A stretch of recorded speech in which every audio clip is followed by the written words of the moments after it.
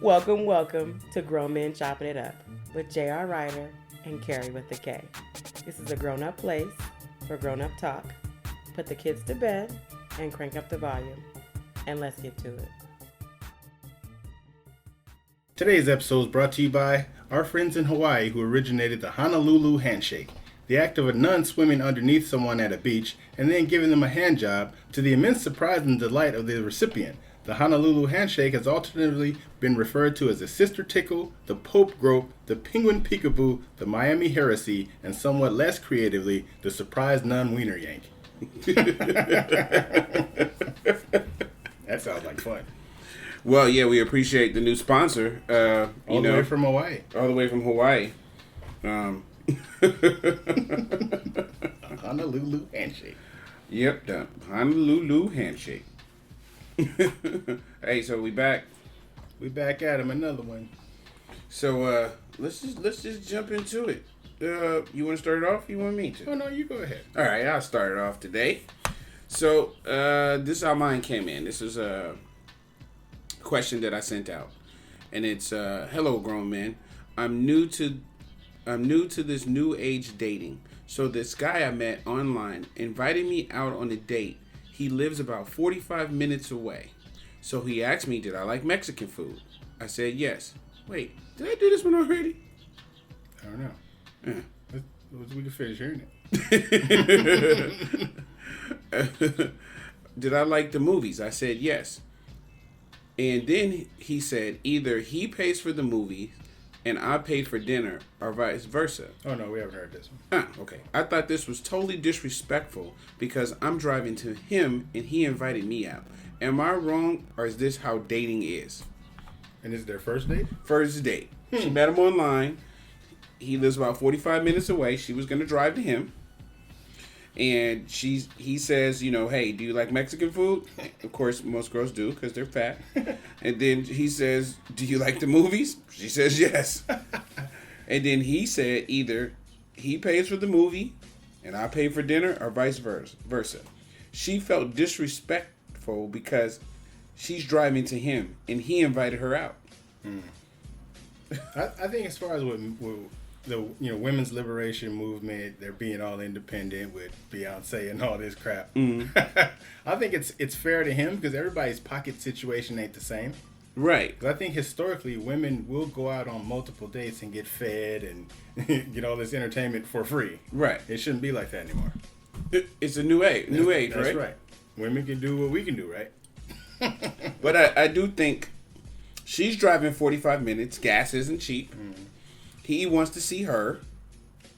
If he wants to reach around, he'll pay for everything. But I think that it's fair because he's offering, at least half.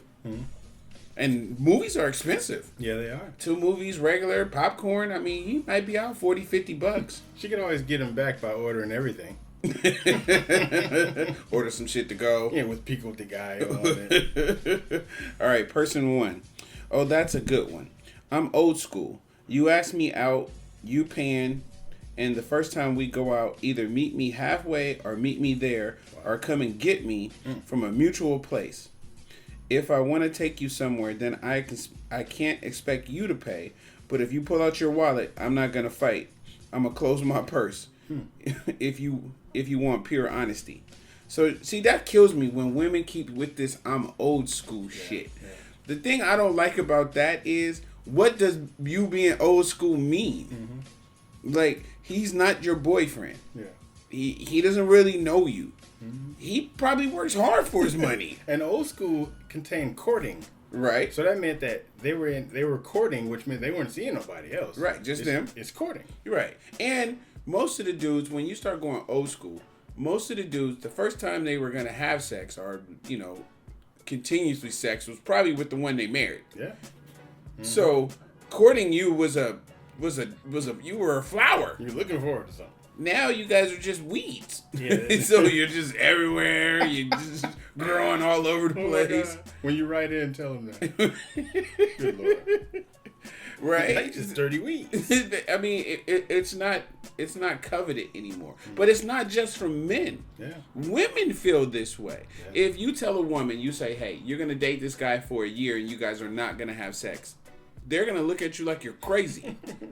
Even though they talk all that craziness. Yeah, but they're just as bad as men. Mm-hmm. So it's not just one-sided. No. Okay. Person 2. Women can't have it both ways. They have to choose. If you want them to pay and treat you like a lady, then they have to act like a lady from the beginning. Driving 45 minutes to meet a man you don't know is not very ladylike. The man knows this, so he figures, why not let her pay? Just because men and women are financially able on equal terms nowadays doesn't mean our natural instincts of how to be a man or a woman have changed. A man's natural instinct is to protect and provide for a woman he loves. If you don't give that man an opportunity at the very beginning, he's not going to see you that way later. So she has to choose what kind of man she wants and how she wants to date. There's nothing wrong with women paying for dates or taking the lead and driving to meet him. He just has to understand that she is setting the tone for the relationship and not try to switch it up or get mad at him later. Yeah. So what she's saying is that if she goes out of her way, she can't stop doing that. But I think that's bullshit because we got to go out our way. Yeah. We don't want to open the door for you. You got there first. We want to walk out the door just like you. We want to get out the ring just as fast. Right. I mean, we sacrifice all that kind of stuff just because somebody said that we have to. Bullshit. And I think that there goes another one talking about gender roles. There are no more gender roles. Somebody asked me today, would my daughter to be married to a man and she got to take out the garbage? I was like, well, most likely the guy is going to be the person who's cooking. So most likely she might have to take out the garbage. That's the least she can do it. But I think when you try to put people in these roles, but you don't know why they're in these roles. Like, why do the guy take out the garbage? Because he's less important than she is? Yeah, what's the whole reason behind it? Like, why? What is it? Because it's something nice to do? The garbage bag was too heavy for her hands to lift? I mean, wonder if he does the cooking. There's a lot of relationships where the man does all the cooking. Yeah. So is that a gender role? It's like women always want to put you on the grill. Like, what if you like flipping up souffles and shit? Right, you can't be doing anything. Right, like, why are you, stuck because she wants you on the grill? You might want to bake a cake. You might want to bake a cake. Cupcakes. Right, but women like, oh, I like a man that cooks. Well, then that's changing gender roles. Mm-hmm.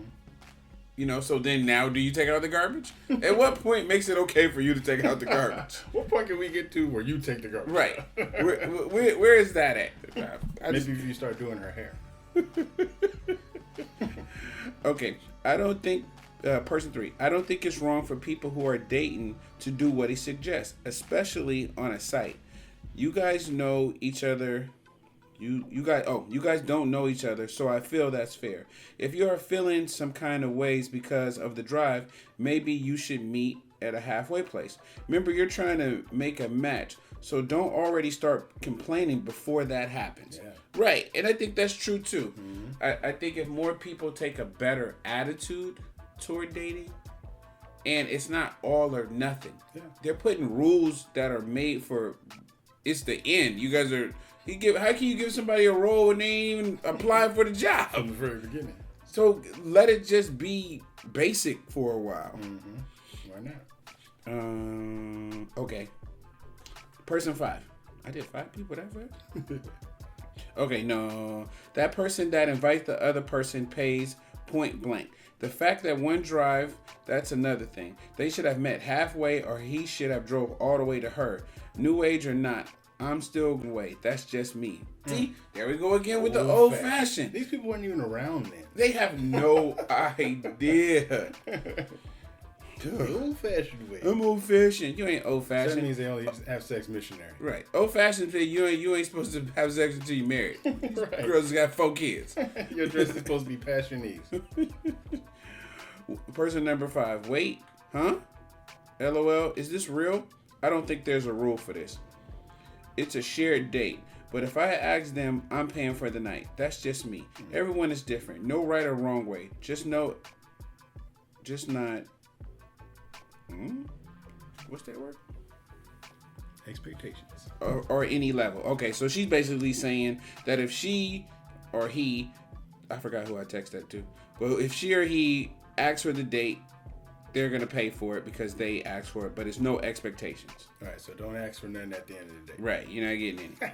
That's crazy. First meet, person 6. First meet should always be something simple like Starbucks or ice cream. Nothing that's going to cost a lot. Because if it's hurting his, as a dude, work come hard. You get up at the crack of dawn, and just giving your money away when you don't even know this person. I don't know. I'm not that hard up for somebody to eat with. Yeah, you bought my damn self. He bought my food tastes better then.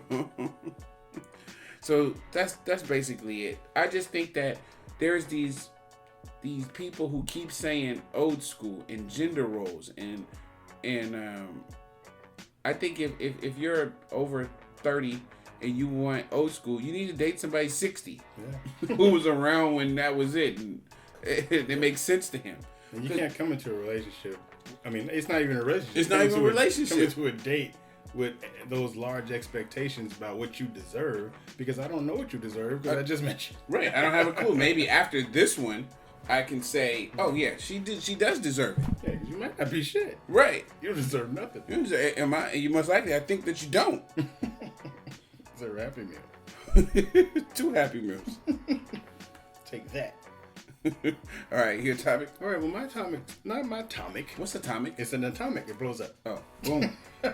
Your atomic. My topic is about micropenis. Your atomic weapon? My atomic micropenis. What's an atomic micropenis? It's small, but it's a grower. Do you want to be a grower or a shower? I'd rather be a shower. So you rather you whip it out and that's just it?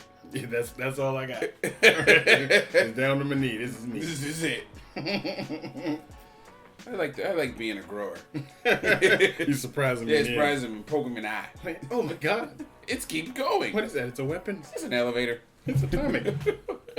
All right, go. Well, a micropenis is defined as a penis that measures less than 2.5 standard deviations below the mean average penis size when stretched and flaccid. The actual length would be about 2.5 inches. Sounds like a big clit. Right. The condition affects about 0.6% of men, and it's very rare. So what happens is the micropenis can actually be diagnosed during infancy, and they'd be able to give you some testosterone and fix it. Oh. But usually they don't do that. So there's no creams or injections or pills that are available online to help them. And that's the bad part. But if they get it early, can they help? Well, with the testosterone shots, while you're in the womb, it'll help the length, but it won't help the girth. I guess my mama had a lot of testosterone. She had a beard too. So men who have smaller penises often attribute that to other problems in their lives, which can lead to anxiety about relationships, depression, low self-worth, and the surgery won't produce the results that they want. So they have an interview with a guy called Jack. Jack is 29 years old from Fort Worth, Texas, and there's some questions that they asked him, and here were his answers. So the guy goes, "How big is your penis?" Jack goes, "It's kind of varied some, but recently it's been about 3 inches at most." 3-inch killer. At most, though. When erect, and pretty much all head flaccid. Usually smaller than an inch with a wrinkle of flesh above. A minority of the time, it's an innie. That's fucking terrible. So he goes, "When do you realize you had a micropenis?" He said, I would say when I was about 11. I seen all my friends naked and stuff and realized that I was a lot smaller than them. So he goes, how do you feel about it? I remember watching Scary Movie and there's this baby dick scene and I kind of thought, wow, I'm smaller than him. And at the same time, I kind of got a rush from realizing that. I think the nickname Baby Dick really stuck in my mind. And I've always thought of myself as a baby dick, I suppose. So he's like, so we're just going to play this story over and over again. This is the best yet. So the guy goes, so it became a fetish? He goes, yeah, I really think it developed as a kind of subconscious reaction to deal with insecurities and that sort of thing. And then he says, I dated a dominatrix and I loved her to tie me up, tease me about my baby dick, tiny dick, teeny weeny, and useless worm. It's an amazingly thrilling combination. I even let her fuck me in the ass with a strap on. Whoa. Whoa. I no longer want to listen to this. Proving that she could be more of a man and have a bigger dick than me, a pathetically small baby dick. So he says, when was the first time you had a sexual encounter? I was about 18 when I first got a blowjob, and 19 when I first had sex. The first time I got a blowjob, when I pulled out my dick, it was really kind of awkward. You could tell she was really surprised that I was small and kind of laughed about it. The first time we had sex, she had known for a while that I was on the smaller side, so it was an enjoyable experience. So now he asks me, is it a handicap sexually? And he goes, I would say that it's kind of a handicap in some ways, but I would say most guys who are on the smaller side kind of make up for it in other ways as far as orally. The last question is, he said, what's your sex life now? He said, I've been married for 5 years now, and it's been about 2 months since the last time we had sex. It's kind of mixed because of my small penis humiliation fetish. Sometimes my wife will also help as far as role playing, just kind of talk about your dick is so small and mock my perceived inadequacy. So there's women that say guys have a small dick, but this 2.5 inches is an actually small dick. So I don't think they're talking that small when they say small. Right. Wow. So what were your experience with your little dick? Like it's little from the ground. Have you ever had an experience with somebody, that with you a little dick? Or you, No. Or somebody who made you feel like you had a little dick? I had a girl that thought my dick wasn't hard enough, which was, I mean, that fucks with your mind. Because the first time we had sex, it was, I was medium soft, I call it. So the next time, she was like, I don't really know if I want to do it. I'm okay. And I was like, no, I'll be better. I'll be better, I promise. She was like, okay, well, you better be rock hard. Imagine the pressure from that. That was a lot of fucking pressure. Did you pull it through like a champ? I did. I exercised. I made sure my stomach was empty. Fucked her like I was hungry. You put a sandwich on the table and said you can't get it unless you finish it. Right. But it was a lot of fucking pressure. But I've never been accused of being small though. Even when they're mad. I had that's how I knew this girl I was dating was cheating on me, because we used to do it, and it was just like so much room, and I was just really like, wow, am I just that bad? And so I just for like a while I just was like, damn, maybe maybe I'm not as good as I thought. I got micropenis. Right. And so then I guess, eventually she stopped cheating on me. And all of a sudden, like after... Touching some walls. Right. It's like, it was super tight again. I was like, wow, that guy must have really had a big penis. Wrecking shot. Well, for a long time I thought it was me. I was like, I've never had this complaint, but... Wait a minute. Maybe it's me. Maybe she was a cavern. Yeah. From the anything else about small penises? Oh no, that's pretty. Are you gonna put your penis on the website? No, I already had myself in the tub. Right. I didn't show my penis. Oh, I thought you were just gonna show up and show out. No, show them on my shower. Yeah. So our last podcast, do you remember what it was about? No. No. Well, I got some of the responses. Oh, I might jog my memory. Right. I got some of the responses from the podcast. And because I wanted some feedback on some of the stuff that we do or whatever, so I'm just going to take a few minutes and give you guys a little feedback. First one, person wants to say, interim podcast, and the suggestion regarding transparency in a relationship was pretty good. Still don't remember? Oh, I remember that. Okay. So they were like, it was a good idea. And I do think transparency, remember I was saying you could do certain things. Mm-hmm. Okay. Next person said, LOL. Okay, yeah, that one works. I'm gonna listen to them in full later on. But I know that last one's gonna be funny. Dirty dick hands. Laughing my ass off. Yuck. That's the sponsor. So this is from M Bird. She says, J Bird asked me to listen to the show. I skipped the dick in the hand and dildo part. Wow. I like Kerry's top 6. Very nice. I like Jay advice about friends with benefits. Friends should be able to speak their mind. I don't think a man really cares about her feelings, and that's a learning curve for her, Jay Bird. I do not agree with your couples list.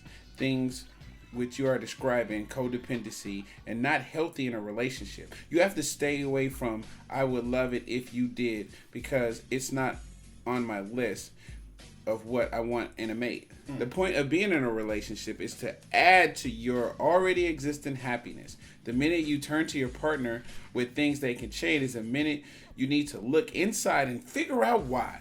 Relationships are a mirror, and we project the things that are not right within ourselves onto our partners. Now, with that being said, I do agree that single people should make a list of their qualities that they would like to have in a partner. Then they need to look in the mirror and make sure they have all the same values. Now, so do you agree with what I was describing as codependency and not in a healthy relationship? You should stay away from, I would like if you did this. I think that's just expressing something that you might like that they don't know. Yeah. But depends on how they receive it too. Yeah, depends on how they receive it. Whatever.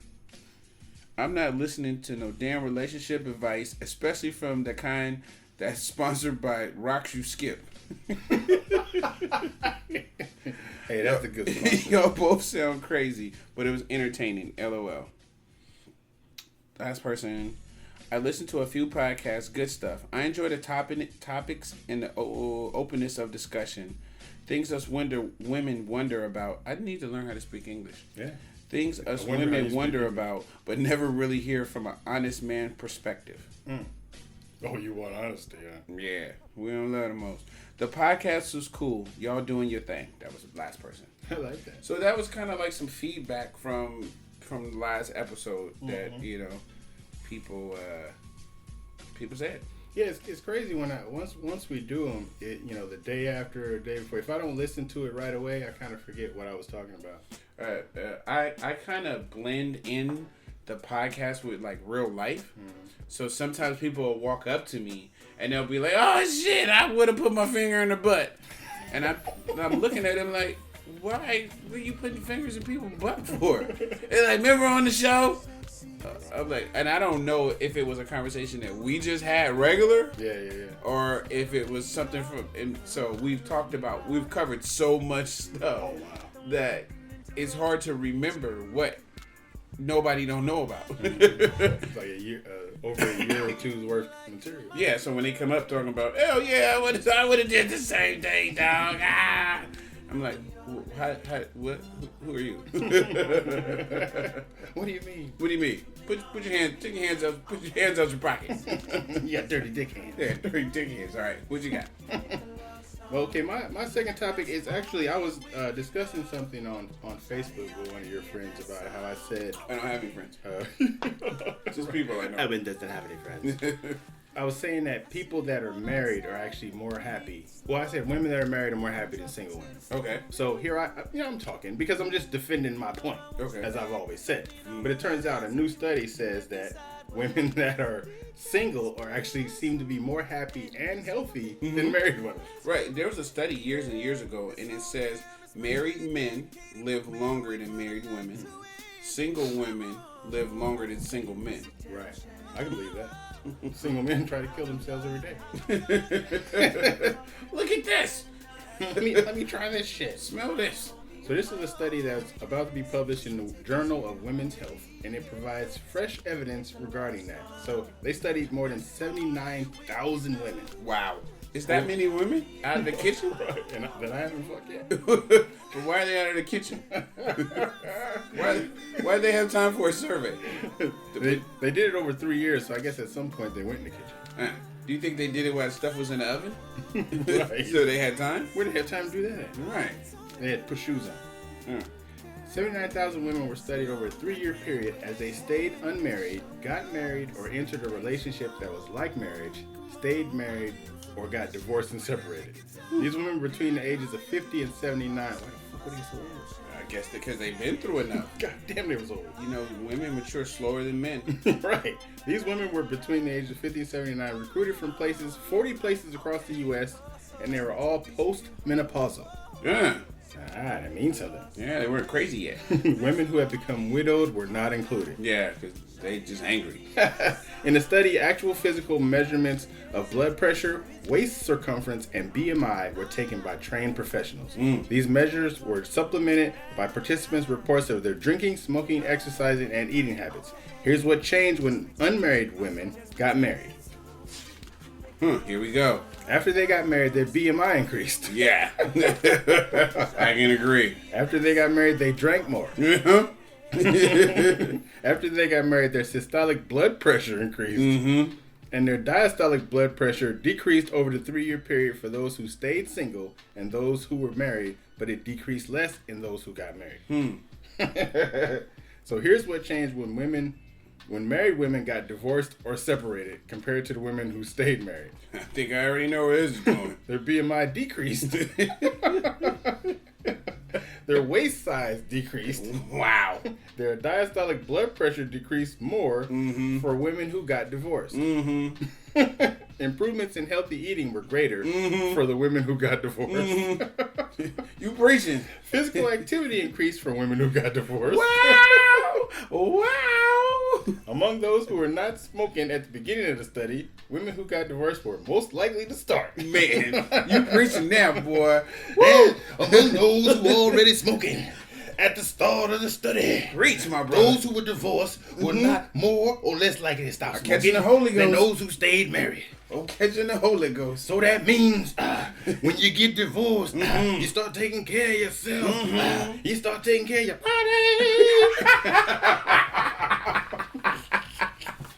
Hey, somebody asked me, could you sing?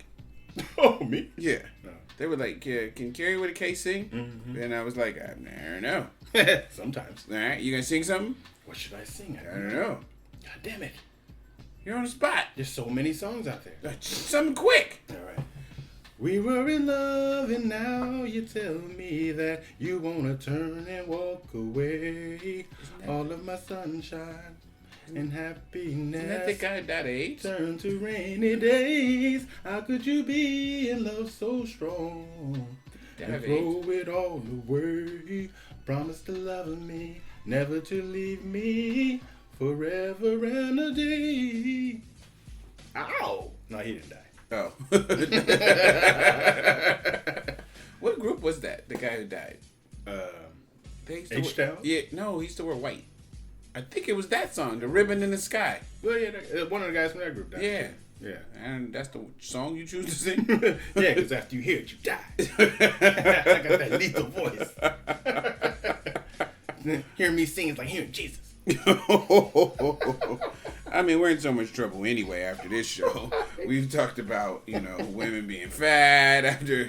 So to sum up what you were saying in your thing is that women who are single get bigger and their health gets worse. As they get married, yeah. And then they give up on themselves. They get married. Why do you think that there's such a change when women get married? I think some of those women become codependent. And it actually takes the man to leave, push them to do right, to push them to do that stuff. Like, hey, you're getting a little chubby, baby. Work it out. So they get happy. It's okay. I mean, him having a side chick is actually helping her, right? Because the side chick's still single, so she's not getting fat. And when the wife finds out, then she goes and works out because she wants to look like the side chick. See, helping them. Right. Yeah, so blood pressure and everything. Yeah, it's helping her blood pressure. Mm-hmm. But if he does so much that they get divorced, then she starts smoking. And it didn't say smoking what either. She can start smoking sherm. It could be terrible. It could be something totally not cool. Yeah, angel dust. I want to know what they started smoking. Wow. How many people were in the study? 79,000. That's a lot of people to keep track of. Yeah, for real. I mean, that's a big ass staple. What kind of pimp was holding them now? All right, man. Let's wrap up this show, man. Thank y'all for listening. And we'll do it again. And we've changed over to bi-weekly. Yeah, bi-weekly. Not bisexual. What he said. What Micropenis man said. 2.5. What was the commercial you did Which one? on Instagram? Oh, with You don't even know? yeah, Shea Moisture. What was the commercial about? Oh, it's just about how I use it to make my skin and hair so soft and everything. Yeah. And they liked it.